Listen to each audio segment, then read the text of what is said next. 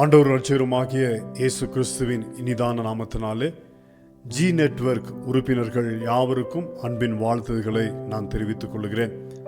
ஆண்டவருடைய திருப்பணியை இந்த காலகட்டங்களிலே நாம் எல்லாரும் சேர்ந்து செய்யும்படியாக ஒவ்வொரு சூழ்நிலைகளிலே ஆண்டவர் நம்ம எல்லாரையும் இணைத்திருக்கிறார். அதற்காக நான் கர்த்தரை ஸ்தோத்திரிக்கிறேன். விசேஷமாக இந்த காணொளி வாயிலாக உலகத்தின் பல பகுதிகளிலே பரவி இருக்கிற இந்த ஜி நெட்வொர்க் உறுப்பினர்கள், அந்த ஊழியத்தில் பங்கு பெறுகிற உங்கள் யாவரையும் மீண்டுமாய் கூட இயேசு கிறிஸ்துவின் நாமத்தினாலே நான் வாழ்த்துகிறேன். ஒரு சில ஆண்டுகளுக்கு முன்பாக ஜி நெட்வொர்க் ஊழியத்தின் பங்காளர்களை சந்திக்கும்படியாக தேவன் எனக்கு வாய்ப்பை கொடுத்தார். அவர்களுடைய முதல் சந்திப்பிலே அவர்களுடைய அணுகுமுறைகளும் அவருடைய ஊழியத்தினுடைய வாஞ்சைகளும் அவருடைய ஜெபங்களும் அவருடைய தரிசனங்கள் எல்லாவற்றையும் பார்த்து நான் அதிகமாக ஈர்க்கப்பட்டு இருக்கிறேன். அந்த தேசங்களிலே, தூர தேசங்களில் இருந்து நம்முடைய தேசத்திலே ஒரு ரட்சிப்பை கொடுக்க வேண்டும் என்று சொல்லி அவ்வளோ பிரயாசங்களையும் எடுக்கிற உங்களுடைய எல்லாருடைய முயற்சிகளுக்காக நான் கர்த்தரை விசேஷமாக நான் ஸ்தோத்திரிக்கிறேன். இந்த நாளில் கூட நான் உங்களை இந்த காணொளி வாயிலை சந்திப்பதில் மிகுந்த சந்தோஷம். நான் இந்திய தேசத்தில் தமிழ்நாடு என்ற மாநிலத்தில் நீலகிரி மாவட்டத்தில் கர்த்தருடைய ஊழியத்தை இந்திய சுவிசேஷ திருச்சபை இவாஞ்சலிக்கல் சர்ச் ஆஃப் இந்தியாவின் சார்பாக போதகராகவும் மிஷனரி பணித்தலங்களுடைய ஒரு பொறுப்பாளராகவும் இருந்து இந்த ஊழியங்களை நான் நிறைவேற்றி வருகிறேன். கர்த்தருடைய பெரிதான கிருபையினாலே ஏறக்குறைய 15 விதமான மக்கள் மத்தியிலே கர்த்தருடைய திருப்பணியை மிஷனரிகள் மூலியமாக நாங்கள் செய்து வருகிறோம். இந்த ஊழியங்களிலே அநேக சவால்களும் அநேக போராட்டங்களும் இருந்த போதிலும் எல்லாருடைய ஜெபங்கள் மூலியமாகவும் கர்த்தருடைய மேலான வழிநடத்துவதனாலும் அநேக இடங்களிலே ஆலயங்களை கட்டவும் அநேக ஆத்துமாக்களை கர்த்தருடைய சமூகத்திலே நடத்தவும் ஆண்டவர் எல்லா விதத்திலும் நம்மை நடத்தி வருகிறார். அதற்காகவும் கர்த்தரை நான் இந்த வேளையிலே நான் ஸ்தோத்திரிக்கிறேன். எங்களுடைய ஊழியங்களிலே நாங்கள் கடந்து செல்கிற பாதைகளிலே அநேக விதமான சவால்களை சந்திக்கிறோம். ஏனென்று சொன்னால் பிசாசனுடைய ராஜ்யத்திற்கு விரோதமாக நாம் செயல்படுகிறபடினாலே, அவனுடைய ராஜ்யத்துக்கு விரோதமாக தேவனுடைய ராஜ்யத்தை கட்டி கொண்டிருக்கிறபடினாலே பல ரூபங்களிலே நாங்கள் போராட்டங்களை சந்தித்து வருகிறோம்.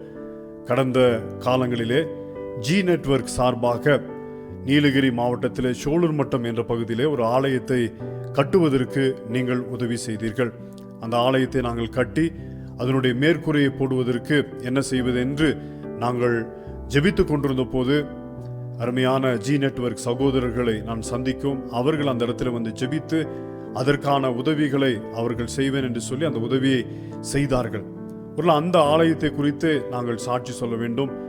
அந்த ஊழியத்தை தொடங்கி அந்த இடத்துல ஒரு டெம்பரவரி ஷெட்டு போட்டு அந்த இடத்துல ஆலயங்களை நடத்தி கொண்டிருந்தோம். காலங்கள் சென்ற போது அந்த நிலத்தினுடைய உரிமையாளர் ஒரு நாளில் அதிகமான அழுத்தம் கொடுத்து அந்த இடத்தை நீங்கள் காலி செய்ய வேண்டும், இல்லை என்று சொன்னால் அந்த இடத்தை நீங்கள் முற்றிலுமாக வாங்கி கொள்ள வேண்டும் என்று சொல்லி எங்களை அதிகமாக நெருக்கினார்கள். அதனுடைய பணங்களை எங்களால் கொடுத்து வாங்க முடியாத நெருக்கமான சூழ்நிலை. ஒரு ஞாயிற்றுக்கிழமை நிச்சயமாகவே நீங்கள் வாங்கிக் கொள்ளுங்கள், இல்லை என்று சொன்னால் வருகிற திங்கட்கிழமை நீங்கள் அந்த இடத்தை காலி செய்ய வேண்டும் என்று சொன்னார்கள். நாங்கள் என்ன செய்வதென்றே தெரியவில்லை. மிகுந்த போராட்டத்தோடு நாங்கள் ஜெபித்து கொண்டிருந்தோம். அப்பொழுது யோசபாத்தை போல நானும் அந்த ஸ்தலத்தினுடைய மிஷனரியும் சேர்ந்து ஜெபிக்க ஆரம்பித்தோம். என்ன செய்வதென்று எங்களுக்கு தெரியவில்லை. எங்களுக்கு காரியங்களை செய்வதற்கு பலனும் இல்லை. ஆனால் எங்களுடைய கண்கள் உண்மையே நோக்கி கொண்டு இருக்கிறது என்று சொல்லி யோசபாத் ஜெபித்தது போல ஜெபித்த போது ஜெபங்களை கேட்டு அதே வாரத்தில் தேவன் அற்புதங்களை செய்து அந்த இடத்தை வாங்குவதற்கும் பிறகு ஆலயங்களை கட்டுவதற்கும் பிறகு ஜி நெட்வொர்க் மூலியமாக அந்த மேற்கூரைகள் எல்லாம் போடப்பட்டு ஆண்டவருக்கு மகிமையாக அந்த ஆலயத்தை கட்டுவதற்கு உதவி செய்தார். அதே போல இன்னொரு பணித்தளத்தில் நடந்த ஒரு சம்பவம் எனக்கு ஞாபகம் வருகிறது. ஒரு ஆலயத்தை கட்டுவதற்காக நாங்கள் பிரயாசப்பட்டோம், இடத்தை வாங்குவதற்காக முயற்சி செய்தோம். ஆனால் எதுவுமே வாய்க்கவில்லை. திடீரென்று ஒரு அம்மா ஆண்டவரை அறியாத பின்னணியிலிருந்து வந்து ஒரு அற்புதத்தை பெற்றுக்கொண்ட ஆண்டவரை ஏற்றுக்கொண்ட அந்த அம்மா திடீர்னு அவருடைய வாழ்நாளெல்லாம் சம்பாதித்த ஒரு 2 சென்ட் நிலத்தை ஆலயம் கட்டுவதற்காக அவர்கள் கொடுத்தார்கள். பிறகு ஒரு நாள் ஃபோன் செய்து என்னிடத்தில் சில பணங்களை நான் சேகரித்து வைத்திருக்கிறேன், அந்த பணங்களையும் நான் தருகிறேன் என்று சொல்லி ஆண்டவர் எனக்கு சொப்பனத்திலே சொன்னார் என்று சொல்லி அந்த பணங்களையும் கொடுத்தார்கள். பிறகு அந்த இடத்தையும் வாங்கி அதோடு சேர்த்து சில இடங்களையும் வாங்கி நாங்கள் பிறகு சில நன்கொடைகளை நாங்கள் வசூல் செய்து அந்த ஆலயத்தை கட்டி முடித்தோம். மிக நேர்த்தியாக ரொம்ப அழகாக அந்த ஆலயத்தை கட்டுவதற்கு தேவன் உதவி செய்தார். ஒரு கடுமையான போராட்டம் நிறைந்த ஒரு பகுதி. ஆலயத்தை கட்டி முடித்த பிறகு எதிர்பாராத விதமாக அந்த நிலத்தை கொடுத்த அந்த தாயார் அவர்கள் திடீர் ஒரு நாள் ஒரு தகாத விதமாக தன்னுடைய வாழ்க்கையில மரணத்தை தேடிக்கொண்டார்கள். காரணம், அவருடைய சரீரத்திலே திடீரென்று வயிற்று வலி வந்தபோது தாங்க முடியாத வயிற்று வலி நிமித்தமாக அவர்கள் மரணத்தை தேடிக்கொண்டார்கள். அப்பொழுது பிசாசின் காதுகளிலே சொல்லுகிறான், நீ அழகான ஆலயத்தை கட்டிவிட்டாயா, அதை எப்படி நான் சிதறடிக்கிறேன் என்று சொல்லி பார்த்து அந்த மரணத்தின் மூலியமாக அந்த ஊரிலே அந்த ஆலயத்தினுடைய அந்த ஊழியங்களுடைய காரியங்கள் எல்லாவற்றையும் தடையை பிசாசு சில காலங்களுக்கு ஏற்படுத்துவதற்கு அப்படிப்பட்ட போராட்டங்கள் எல்லாம் கொடுத்தான். ஆனால் ஜெபத்தின் மூலியமாகவும் ஆண்டவருடைய வழிநடத்தல் நிமித்தமாகவும் மீண்டுமாக அந்த ஊழியத்தை தூக்கி நிறுத்த கர்த்தர் கிருபை கொடுத்தார். இப்படிப்பட்டதான அநேக சவால்கள் மத்தியில நாங்கள் கர்த்தருடைய ஊழியத்தை செய்து வருகிறோம். தொடர்ந்து எங்களுடைய ஊழியங்களுக்காக நீங்கள் அதிகமாக ஜெபித்துக் கொள்ளும்படியாக அன்போடு நான் கேட்டுக்கொள்கிறேன்.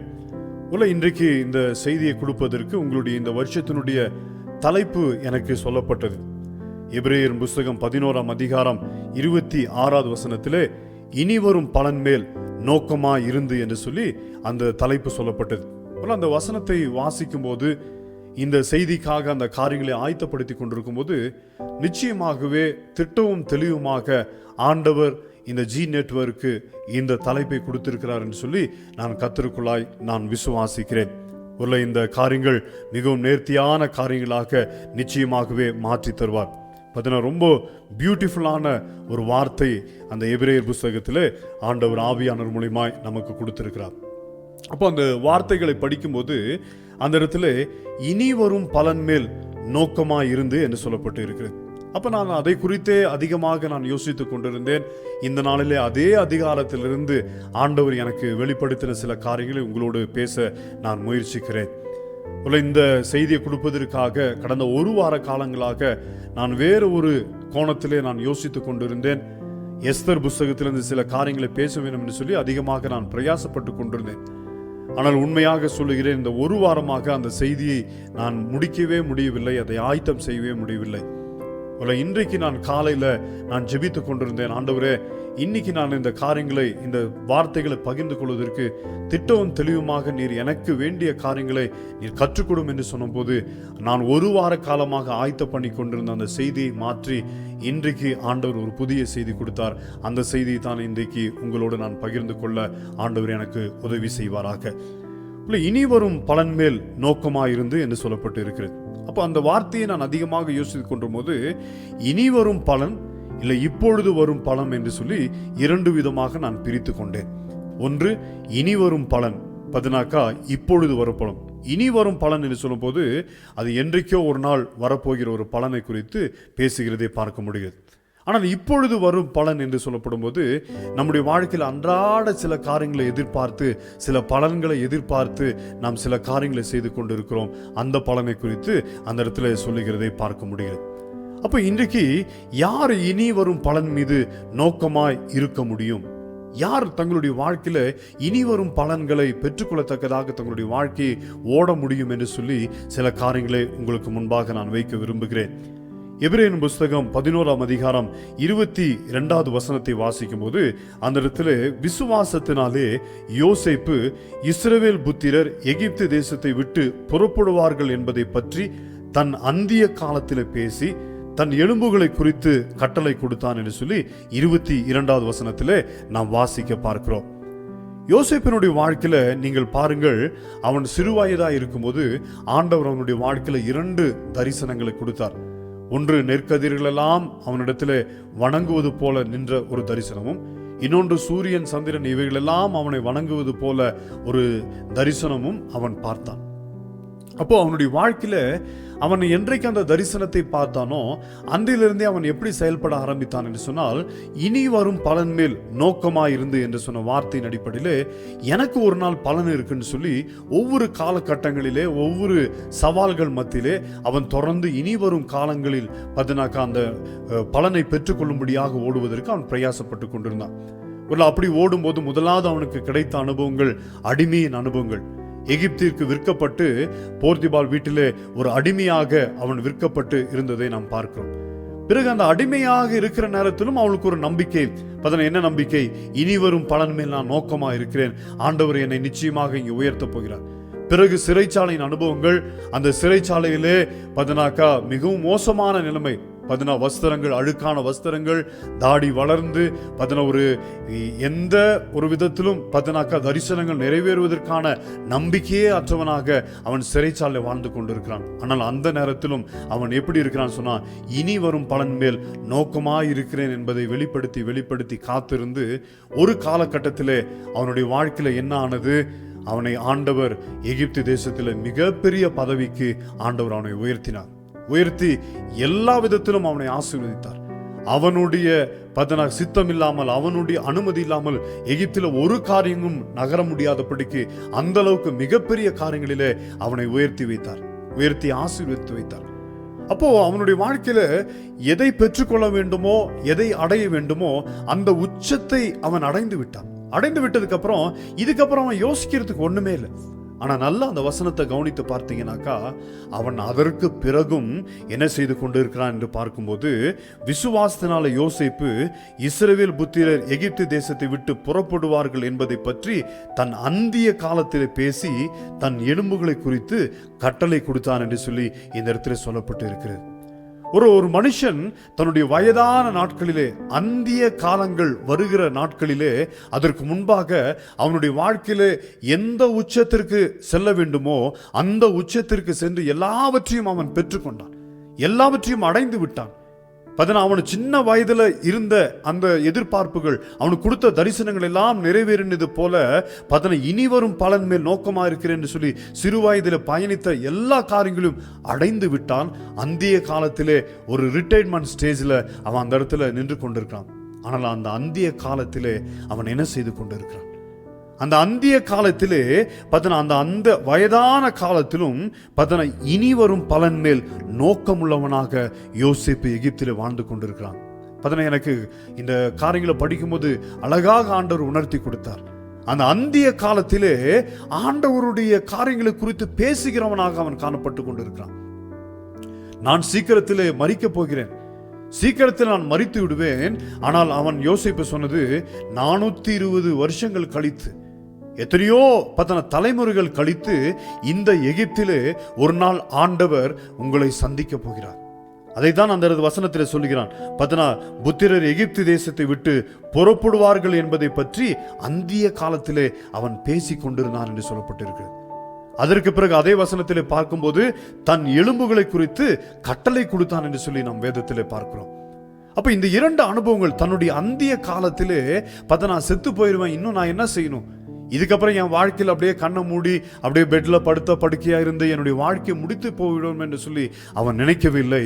தன்னுடைய அந்திய காலத்திலே அவன் என்ன செய்து கொண்டிருந்தான் சொன்னால், கர்த்தருடைய காரியங்களை குறித்து, எத்தனையோ தலைமுறைகள் குறித்து நடக்க போகிற ஒரு காரியங்களை குறித்து ஜனங்களோடு அவன் பேசுகிறவனாய் காணப்பட்டான். பிறகு தன்னுடைய எலும்பு என்றால் எதை சொல்ல குறிக்கிறது? நம்முடைய ஸ்ட்ரக்சர், நம்முடைய வாக்கிங், நம்முடைய எல்லா காரியங்களையும், நம்முடைய அந்த எழுந்து நிற்கிற அனுபவங்கள் எல்லாவற்றையும் எலும்பு குறிக்கிறது. உலர்ந்த எலும்புகளை குறித்து பார்க்கிறோம். அவைகள் ஒரு நாள் எழுந்து நிற்கும் என்று சொல்லி வேதத்தில் வாசிக்கிறோம். தீர்க்கதரிசனம் நிறைவேறினதை நாம் பார்க்கிறோம். அப்ப அந்த எலும்பை குறித்து கட்டளை கொடுத்தான் என்று சொல்லப்பட்டு இருக்கிறது. இன்றைக்கு அருமையான தேவனுடைய பிள்ளைகளே, இன்னைக்கு முதலாவது, இன்னைக்கு வயதானவர்கள் இதை பார்த்து கொண்டிருப்பீர்கள் என்று சொன்னார். உங்களுடைய அந்திய காலத்திலே நீங்கள் இருப்பீர்கள் என்று சொன்னார். என்னுடைய வயதான காலங்களிலே இன்றைக்கு நான் யாருக்கும் பிரயோஜனம் இல்லாமல் இருக்கிறேன், யாரையோ ஒருத்தரை நம்பிக்கொண்டு இருக்கிறேன். என்னுடைய வாழ்க்கை எதற்கு பிரயோஜனமாக போகிறது, என்னத்திற்கு என்று சொல்லி நீங்கள் யோசித்துக் கொண்டிருந்தால் இன்றைக்கு ஆண்டவர் சொல்லுகிறார், உங்களுடைய வாழ்க்கையில நீங்கள் உலக பிரகாரமாக எத்தனையோ காரியங்களை, எத்தனையோ உயர்வுகளை நீங்கள் அடைந்திருக்கலாம்.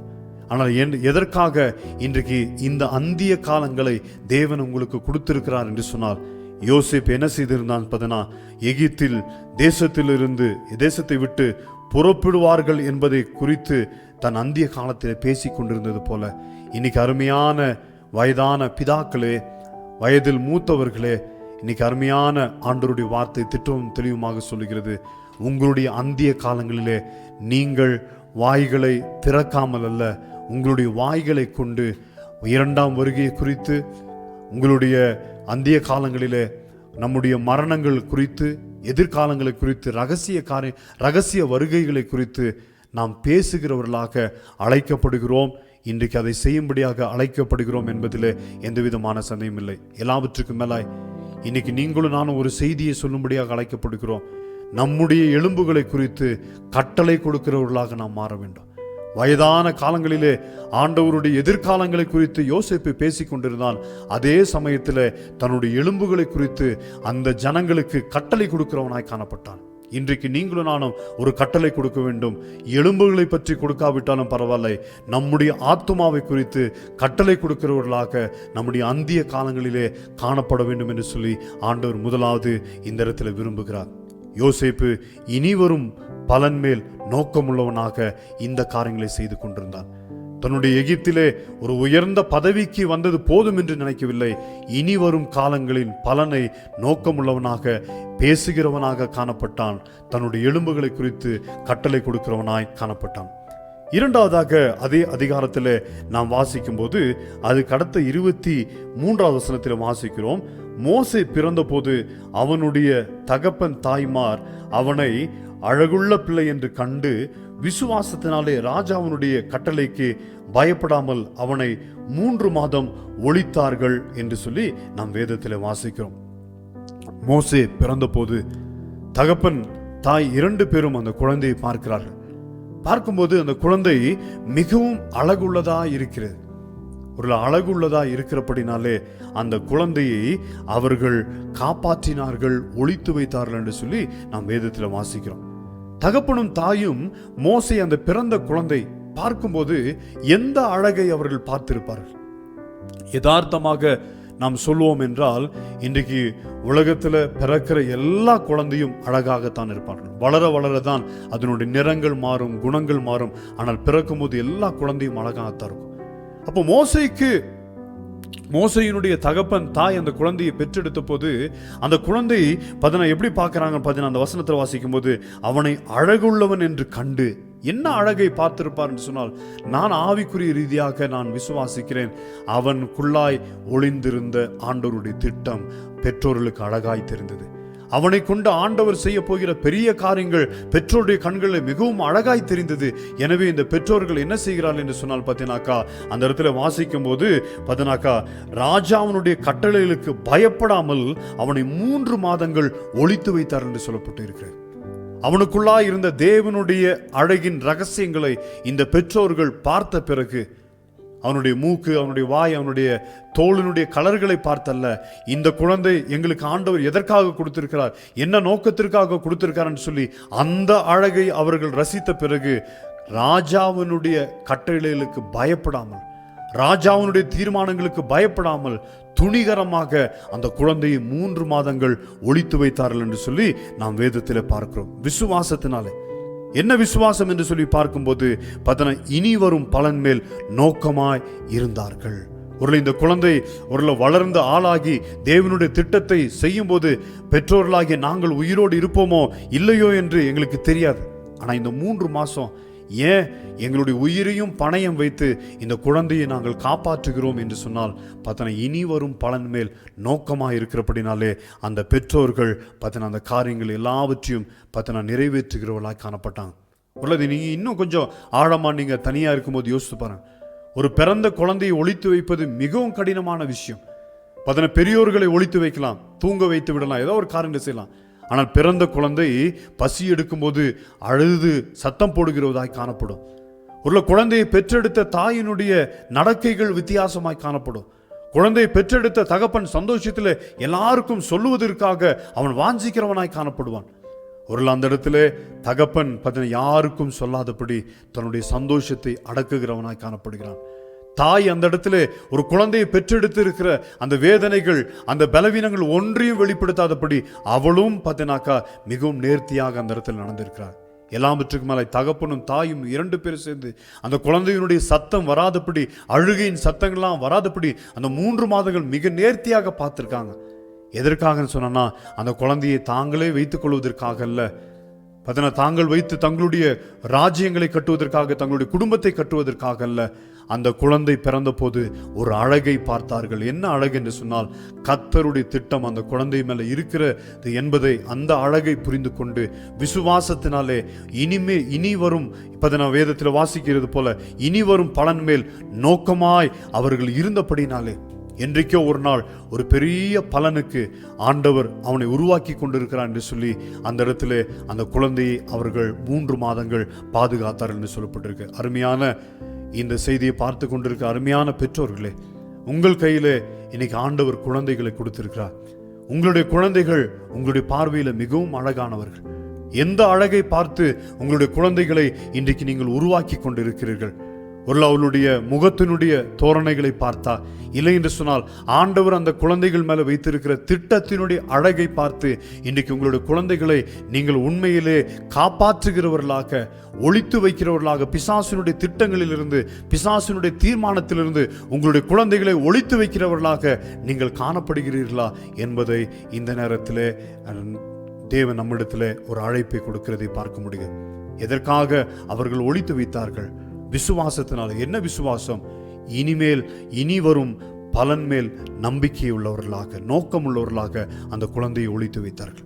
3வதாக அதே அதிகாரத்திலே நாம் வாசிக்கும் போது 24வது வசனத்திலே, விசுவாசத்தினாலே மோசே தான் பெரியவனான போது பார்வோனுடைய குமாரத்தின் மகன் எனப்படுவதை வெறுத்து அனித்தியமான பாவ சந்தோஷங்களை அனுபவிப்பதை பார்க்கிலும் தேவனுடைய ஜனங்களுடைய துன்பத்தை அனுபவத்தையே தெரிந்து கொண்டு இனி வரும் பலன் மேல் நோக்கமாயிருந்து எகிப்தில் உள்ள பொக்கிஷங்களிலும் கிறிஸ்துவ நிமித்தம் வரும் நிந்தையை அதிக பாக்கியம் என்று எண்ணினான் என்று சொல்லி நாம் வேதத்தில் வாசிக்கிறோம்.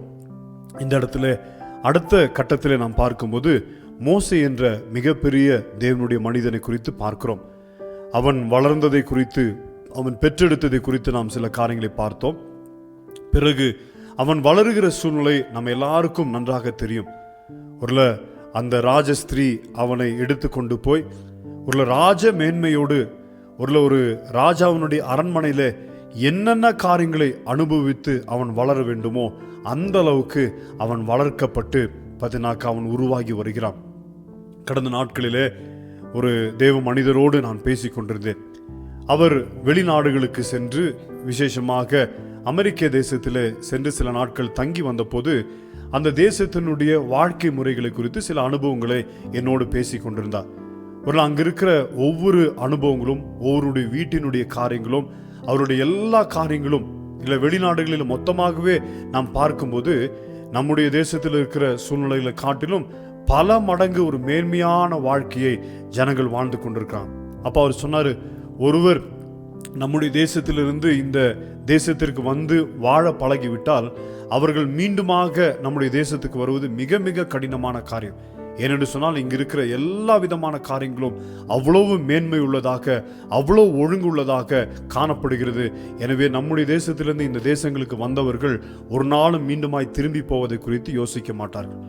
ஆனால் இந்த இடத்துல நாம் பார்க்கும்போது இன்னைக்கு இருக்கிற அமெரிக்க தேசத்தை விட இன்னைக்கு இருக்கிற எல்லா ஐரோப்பிய தேசங்களில் இருக்கிற தகுதிகள், இல்லைனா இன்னைக்கு இருக்கிற எல்லா விதமான முன்னேற்றங்களை காட்டிலும் நான் விசுவாசிக்கிறேன் எகிப்து தேசத்தினுடைய ராஜ அரண்மனுடைய அக்கால காரியங்கள் இன்னும் மேன்மையுள்ளதாக இருந்திருக்கும் என்று சொல்லி நான் விசுவாசிக்கிறேன்.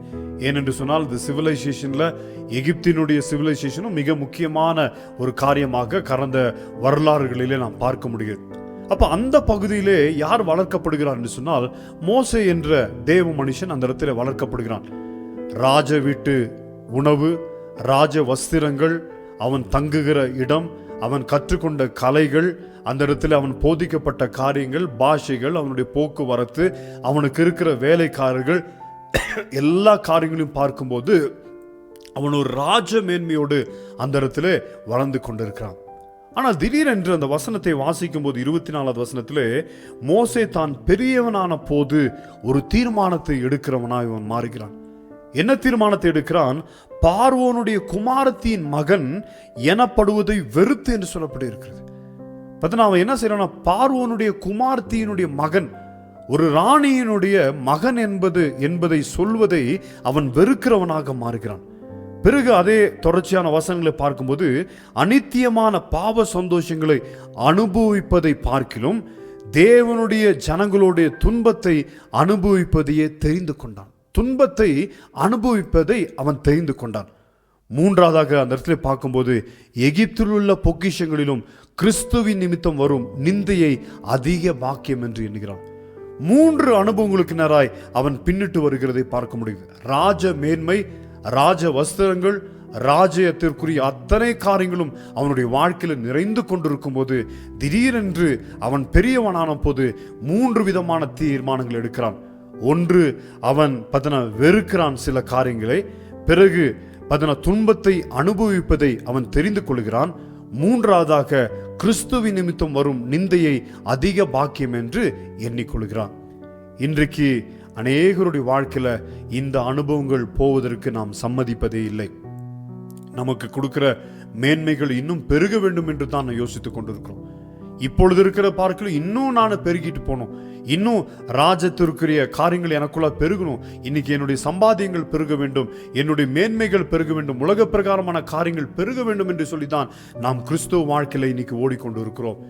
இன்றைக்கு எங்கு போனாலும் இன்னைக்கு செய்திகளும் எதை கொடுக்கப்பட்டிருக்குன்னா, உன்னை ஆண்டவர் இப்படி ஆசீர்வதிப்பார், உன்னை ஆண்டவர் இப்படி உயர்த்துவார், இன்னும் இப்பொழுது இருக்கிறது பார்க்கலாம் இன்னும் 1000 மடங்கு பெருகுவாய் என்று சொல்லும்போது நமக்குள்ளாய் மிகப்பெரிய சந்தோஷங்கள் வருகிறது. மிகவும் சந்தோஷத்தோடு அந்த வசனங்களை ஏற்றுக்கொள்கிறோம். ஆனால் இந்த இடத்துல ஒரு மனிதன் எப்படி மாறுகிறார் என்று சொல்லி பார்க்கும்போது, மிகப்பெரிய உயர்வான ஸ்தலத்திலிருந்து அவன் தேவனுக்காக சில காரியங்களை மாற்றிக்கொள்கிறான். ஒன்று முதலாவது வெறுக்கிறான். நான் இந்த ராஜாத்தியுடைய மகன் என்று சொல்வதை அவன் வெறுக்கிறவனாய் மாறுகிறான். இரண்டாவதாக அந்த இடத்துல பார்க்கும்போது அவன் துன்பத்தை தெரிந்து கொண்டான் என்று சொல்லப்படுகிறது. மூன்றாவது அந்த இடத்துல நாம் பார்க்கும்போது அவன் நிந்தையை அதிக பாக்கியமாக, கிறிஸ்துவின் நிமித்தமாக வருகிற நிந்தையை அதிக பாக்கியமாக எண்ணினான் என்று சொல்லப்பட்டிருக்கிறது. இந்த 3 அனுபவங்கள் அவனுடைய வாழ்க்கையில வருவதற்கு, அதை தெரிந்தெடுப்பதற்கு ஒரு காரணம் தெரியுமா? அவன் பார்வோனுடைய அந்த பேலஸ்ல, அந்த அரண்மனையிலே தொடர்ந்து வாழ்வதால் இனி வரும் பலன் எனக்கு கிடைக்காமல் போய்விடும் என்று சொல்லி அவன் உணர்த்தப்பட்டு, அவன் குத்தப்பட்டு, இனி வரும் பலன் மேல் நோக்கமுள்ளவனாக மாறி 3 தீர்மானங்களை எடுத்து அந்த அரண்மனை அனுபவத்திலிருந்து அவன் வெளியேறுகிறதை பார்க்க முடியுது. இதை பேசிக் கொண்டிருக்கும் போது இன்னொரு காரியத்தை தேவன் ஞாபகப்படுத்துகிறார். எப்படி சிறுவயதிலிருந்து அந்த வாலிப நாட்கள் வரைக்கும் அரண்மனையிலேயே வளர்ந்த அவனுடைய வாழ்க்கையில திடீரென்று எப்படி அந்த மாற்றங்கள் வந்திருக்கும் என்று சொல்லி நாம் யோசிக்கக்கூடும். ஒரு ஆவியானவர் உணர்த்துகிற காரியம் என்ன தெரியுமா? அவன் பிறந்த போது விசுவாசத்திலே அவனுடைய தாயும் தகப்பனும் அந்த 3 மாதங்கள் ஒரு தரிசனத்தோடு அவனை ஒளித்து வைத்தார்களே, அந்த தரிசனத்தில் உள்ள அந்த வருங்காலங்களை குறித்து இருக்கிற பலன் மேல் உள்ள நோக்கத்தில் உள்ள விசுவாசத்தின் நிமித்தமாக அந்த விசுவாசம் பார்வோனுடைய அவனுடைய பேலஸ்ல மோசே வளர்ந்து கொண்டிருந்தாலும், மோசே வளருகிற நாட்களிலே அவனை சுற்றிலும் சுத்தி தாய் தகப்பனுடைய விசுவாசத்தினுடைய அந்த அலைகள், அந்த காற்று அவனை சுத்தி கொண்டே வந்தபடினாலே அவன் பெரியவனான போது திடீரென்று அவனுடைய மனதிலே அன்றைக்கு எகிப்து தேசத்தை உற்று நோக்க பார்க்க வைக்கிறது. உற்று நோக்கி பார்த்து அவன் ஒன்றை புரிந்து கொள்கிறான். இந்த எகிப்தின் அனுபவங்கள் நான் இங்கேயே இருந்தால் இன்னும் பெருகும், இன்னும் அதிகமான லக்ஸுரியான வாழ்க்கை, இன்னும் மேலான ஒரு வாழ்க்கை நான் பெற்றுக்கொள்ள முடியும். ஆனால் ஒன்றை நான் இழந்து விடுவேன், இனி வரும் பலன் மேல் நோக்கமாய் இல்லாதபடிக்கு நான் இருப்பேன் என்று சொன்னால் என்னுடைய வாழ்க்கையில அந்த தேவன் வைத்திருக்கிற இனி வரும் பலனை பெற்றுக்கொள்ள முடியாது என்று சொல்லி தன்னை வெறுத்து அந்த இடத்துல துன்பமானதை தெரிந்தெடுத்து அந்த இடத்துல அவன் சொல்லுகிறதை போல கிறிஸ்துவின் நிமித்தம் வரும் நிந்தையை அதிக பாக்கியம் என்று எண்ணிக்கொண்டு அவன் அந்த பேலஸை விட்டு வெளியேறினதை பார்க்க முடிகிறது. அருமையான தேவனுடைய பிள்ளைகளை, 3வது ஆண்டவர் இந்த இடத்துல சொல்கிறார், இன்னைக்கு நம்முடைய வாழ்க்கையில எதை அதிகமாக எதிர்பார்த்து கொண்டிருக்கிறோம்? இன்னைக்கு உலகத்தின் காரியங்களை அதிகமாக நாம் எதிர்பார்த்து கொண்டே இருந்து சொன்னால் ஒரு நாள் நாம் நிறைவை பெற்றுக்கொள்ள முடியாது. இன்னும் ஆசைகளை அது தூண்டிக்கொண்டே தான் இருக்கும். இப்பொழுது நான் ஒரு இத்தனை லட்சம் ரூபாய்க்கு நான் ஒரு கார் வைத்திருக்கிறேன் என்று சொல்லி நாம் நினைத்து கொண்டிருந்தால் நம்முடைய மனதிலே இன்னும் என்ன தோன்றும்? இதை காட்டிலும் இன்னும் எத்தனையோ லட்சங்கள் கொடுத்து அந்த காரை வாங்க வேண்டும். இப்பொழுது நான் ஒரு 5 அறைகள் உள்ள வீட்டிலே வசிக்கிறேன் என்று சொன்னால் எனக்கு இன்னும் ஆசைகள் வந்து இன்னும் 10 அறைகள் உள்ள வீடுகளுக்கு மாற வேண்டும் என்று சொல்லித்தான் நான் முயற்சி செய்து கொண்டிருப்பேன். இதுதான் உலகம் நம்மை அழைத்து செல்கிற விதங்களாய் காணப்படுகிறது. ஆனால் நீங்களும் நானும் நாம் வாழ்ந்து கொண்டிருக்கிற இந்த எகிப்து என்ற இந்த உலகத்திலே ஒரு நிமிடம் நின்று யோசித்து, மோசேயைப் போல நான் பார்வோனுடைய அரண்மனையில் இருக்கிறேன், அரண்மனை அனுபவங்கள் நிறைந்திருக்கிறது, ஆனால் இவைகள் மூலியமாக இனி வரப்போகிற காலங்களிலே எனக்கு என்ன பலன் கிடைக்கப் போகிறது என்பதை ஆழமாய் யோசிப்பீர்கள் என்று சொன்னால் ஆண்டவர் நமக்கு உணர்த்துவார். இவைகள் மூலியமாய் ஒன்றும் இல்லை, நீ என்ன செய் என்று சொன்னால் நீ திரும்பி போய் உன்னுடைய வாழ்க்கையில் சில காரியங்களை வெறுத்து, சில காரியங்களிலே நீ ஆண்டவருக்கு என்று துன்பப்படுவதற்கு சில காரியங்களை தெரிந்தெடுத்து, எனக்கு வருகிற நிந்தைகள் அது மிகவும் மேன்மையுள்ளதாக எண்ணுவாய் என்று சொன்னால் ஆண்டவர் உன்னை எடுத்து பயன்படுத்துவதற்கு அவர் ஆயத்தமுள்ளவராயிருக்கிறார். அப்படி நம்மை ஆயத்தப்படுத்தும் போது, நம்மை ஒப்பு கொடுக்கும் போது நம்முடைய வாழ்க்கையில் என்ன ஆசீர்வாதங்கள் பெறுகிறோம் என்று சொன்னால் இனி வரும் பலனை நாம் நிச்சயமாக நம்முடைய வாழ்க்கையில் பெற்றுக்கொள்வோம் என்பதிலே எந்த விதமான சந்தேகமில்லை. கடைசியாக நாம் அந்த இடத்துல அதே அதிகாரத்தில் நாம் வாசிக்கும் போது இன்னொருவரை குறித்து நான் சொல்லி நான் இந்த செய்தியை நிறைவு செய்ய விரும்புகிறேன். அதிகாரத்தில் நாம் வாசிக்கும் போது அந்த இடத்துல நாம் பார்க்கிறோம் 31வது வசனத்திலே, விசுவாசத்தினாலே ராகாப் என்னும் வேசி வேவுக்காரரை சமாதானத்தோடு ஏற்றுக்கொண்டு கீழ்ப்படியாதவர்களோடு கூட சேதமாகாதிருந்தாள் என்று சொல்லி இந்த இடத்துல சொல்லப்பட்டிருக்கிறது. உள்ள ராகாப் என்பவள் அவளுடைய வாழ்க்கையிலே அவளுடைய தொழில் வேசித்தனம் செய்வது. வேசித்தன வாழ்க்கையை அவள் வாழ்ந்து கொண்டிருந்தாள். அவளுடைய வீட்டிற்கு எத்தனையோ பேர் வந்து போயிருப்பார்கள், எத்தனையோ பணங்களை சம்பாதித்திருப்பாள், எத்தனையோ பேரை அவள் பார்த்திருப்பாள்.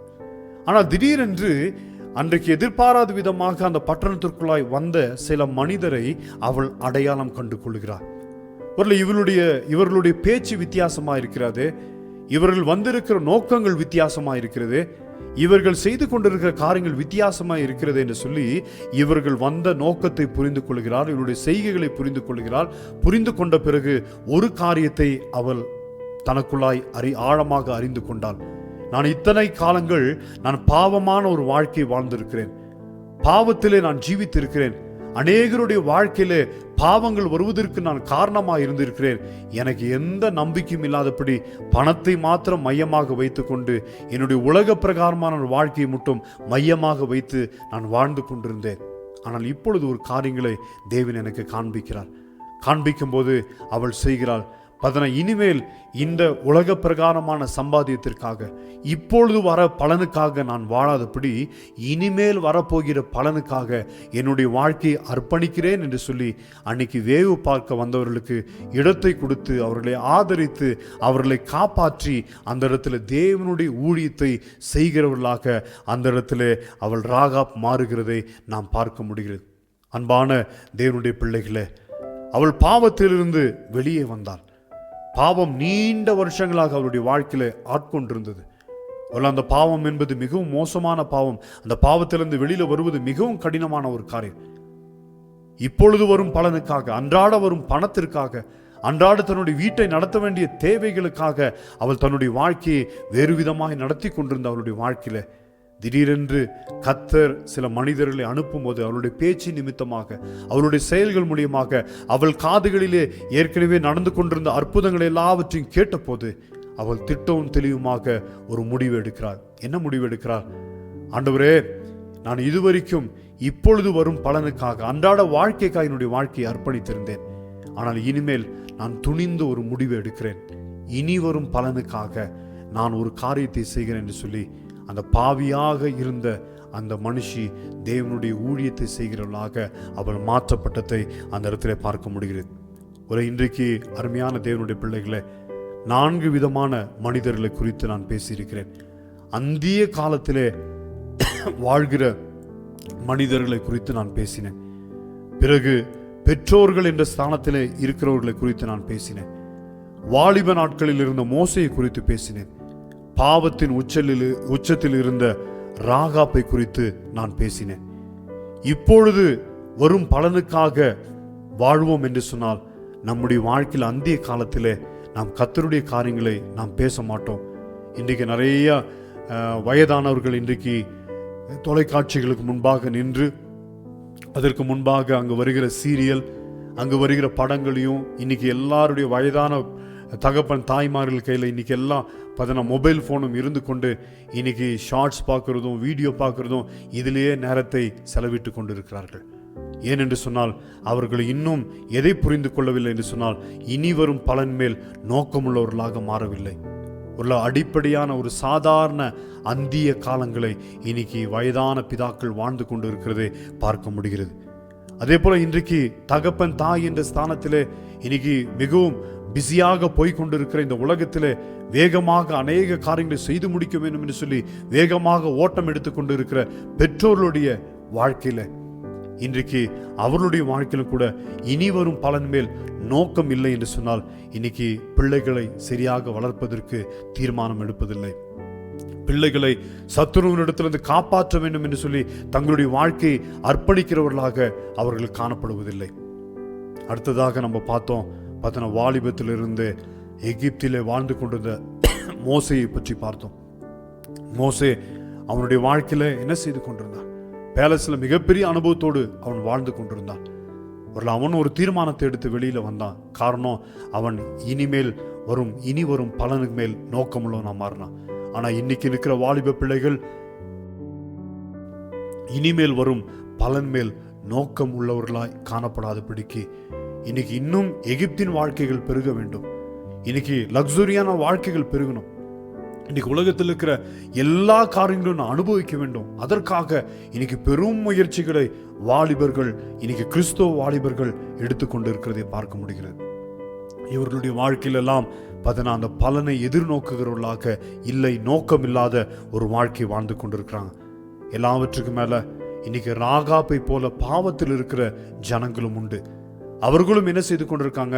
எனக்கு பாவம் செய்யலன்னா என்னுடைய வாழ்க்கை நடத்த முடியாது, நான் சம்பாதிக்க முடியாது, பொய் பேசுறதோ திருடுறதோ ஏதோ ஒரு பாவங்களை நான் செய்ய வேண்டும் என்று சொல்லி அன்றாட வாழ்க்கைக்காக, இப்பொழுது வரும் பலனுக்காக தொடர்ந்து பாவத்திலே ஜீவிக்கிறவர்களாக இருக்கிறார்கள். அன்பான தேவனுடைய பிள்ளைகளே, இதை கேட்டுக்கொண்டிருக்கிற தேவ பிள்ளைகளே, நீங்கள் எந்த நிலையிலே இருக்கிறீர்கள் என்பதை ஒரு விசை கூட நீங்கள் ஆராய்ந்து பாருங்கள். ஆண்டவர் இந்த வேளையில உங்களோடு பேசுவார் என்று சொன்னார். அருமையான தேவனுடைய பிள்ளைகளே, உங்களுடைய வாழ்க்கையில இனி வரும் பலன் மேல் நோக்கம் உள்ளவர்களாய் இருப்பதற்கு என்னுடைய வாழ்க்கையில் நான் என்ன செய்யணும்? அந்திய காலத்திலே யோசேப்பு கர்த்தருடைய வருகையின் காலங்களை குறித்து, கர்த்தர் எப்படி சந்திக்க போகிறார் என்பதை ஜனங்களோடு பேசுகிறவனாய் காணப்பட்டான். அருமையான வயதான தகப்பனே, தாயே, உன்னுடைய வாழ்க்கையில வயது ஆகி போயிட்டது, இதற்கு மேல் நான் என்ன செய்ய போகிறேன் என்று சொல்லி நீங்கள் யோசித்துக் கொண்டிருக்கலாம். நடுத்தர வயதில் இருக்கிறவர்கள் கூட எனக்கு பலவீனமாக இருக்கிறது, நான் என்ன செய்ய போகிறேன், எதை செய்ய முடியும் என்று சொல்லி நீங்கள் யோசித்துக் கொண்டிருக்கலாம். ஆனால் இன்றைக்கு அழகான ஒரு காரியத்தை ஆண்டவர் அழகாக படம் போட்டு காண்பிக்கிறார். சாக போகிறதற்கு முன்பாக கூட கர்த்தருடைய காரியங்களை குறித்து அந்திய காலத்திலே யோசேப்பு ஜனங்களோடு பேசிக் கொண்டிருந்தான். தன் எலும்பை குறித்து கட்டளை கொடுத்தான் என்று சொல்லப்பட்டு இருக்கிறது. இன்றைக்கு அந்த வைராக்கியமான ஒரு ஜீவியத்தை தேவன் உன்னிடத்தில் என்னிடத்தில் தேவன் எதிர்பார்க்கிறார். இந்த கடைசி காலங்களிலே, அந்திய காலங்களிலே, நடுத்தர வயதில் இருக்கிற நம்ம எல்லாரும் எதை செய்யும்படியாக அழைக்கிறார் என்று சொன்னால் கர்த்தருடைய காரியங்களை பேசும்படியாகவும், நம்முடைய எலும்புகளை குறித்தோ நம்முடைய ஆத்துமாவை குறித்தோ கட்டளை கொடுக்கிறவர்களாக நாம் மாற வேண்டும் என்று சொல்லி தேவன் நம்மிடத்துல இந்த கடைசி காலங்களிலே தேவன் அந்த ஊழியத்திற்காக தேவன் நம்மை அழைக்கிறார். இரண்டாவதாக அந்த இடத்துல பார்த்தோம், அந்த தகப்பனும் தாயும் அந்த 3 மாதங்கள் ராஜாவினுடைய கட்டளைகளுக்கு பயப்படாமல் அந்த குழந்தையை ஒளித்து வைத்தார்கள். அந்த விசுவாசம், அவர்கள் கண்ட அந்த ஊழியத்தினுடைய தரிசனத்தினுடைய அழைப்பினுடைய அழகு, இவைகள் எல்லாம் அந்த பெற்றோர்கள் மிகுந்த ஜாக்கிரதையோடு ஒன்றை நிறைவேற்றுவதற்கு அவங்களுக்குள்ள ஒரு பிரயாசப்பட்டாங்க. இன்னைக்கு உங்க கையில கொடுத்திருக்கிற சிறு குழந்தையோ வாலிப பிள்ளைகளோ நடுத்தர வயதில் இருக்கிற குழந்தைகளோ உங்களுடைய கர்ப்பத்தின் கனிகள் மேல நீங்கள் எந்த அளவுக்கு நீங்கள் அக்கறையுள்ளவர்களாக, இன்னைக்கு நிறைய கட்டளைகள் தேசங்களிலே உலக நாடுகளிலே வெளிப்பட்டு கொண்டு இருக்கிறது. நிறைய கட்டளைகள் உண்டு. இப்படி செய்யக்கூடாது, இப்படி ஜெபம் பண்ணக்கூடாது, இப்படி போகக்கூடாது, வரக்கூடாது சொல்லி நிறைய கட்டளைகள் வெளிப்பட்டு கொண்டு இருக்கிறது. ஆனால் அந்த கட்டளைகளுக்கு பயப்படாதபடிக்கு இன்னைக்கு நம்முடைய குழந்தைகளை காப்பாற்றுகிற மிக பொறுப்பிலே நாம் அழைக்கப்பட்டு இருக்கிறோம். மிகப்பெரிய பொறுப்பிலே அழைக்கப்பட்டு இருக்கிறோம். எல்லாவற்றுக்கும் மேலாய் மோசையினுடைய வாழ்க்கையை நாம் பார்த்தோம். இந்த மோசே எகிப்தில் வாழ்வதை பெரிய பொக்கிஷமாக எண்ணாதபடி கர்த்தருடைய காரியங்களை தெரிந்தெடுக்கிறவனாக எகிப்திலிருந்து ஓடி வந்தான் என்று சொல்லி பார்க்கிறோம். ஓடி வந்து கர்த்தருடைய பணியை செய்தான். அருமையான வாலிப பிள்ளைகளை கேட்டுக்கொண்டிருக்கிற தேவனுடைய பிள்ளைகளே, இன்னைக்கு எகிப்திலே நீ பெருக வேண்டும் என்று சொல்லி யோசித்துக் கொண்டிருக்கிறாயா? இல்லை தேவனுடைய காரியங்களிலே நீ பெருக வேண்டும் என்று யோசித்துக் கொண்டிருக்காயா? எகிப்திலே பெருகுவாய் என்று சொன்னால் இன்றைக்கு கிடைக்கிற பலன்கள் உனக்கு கிடைக்கும்.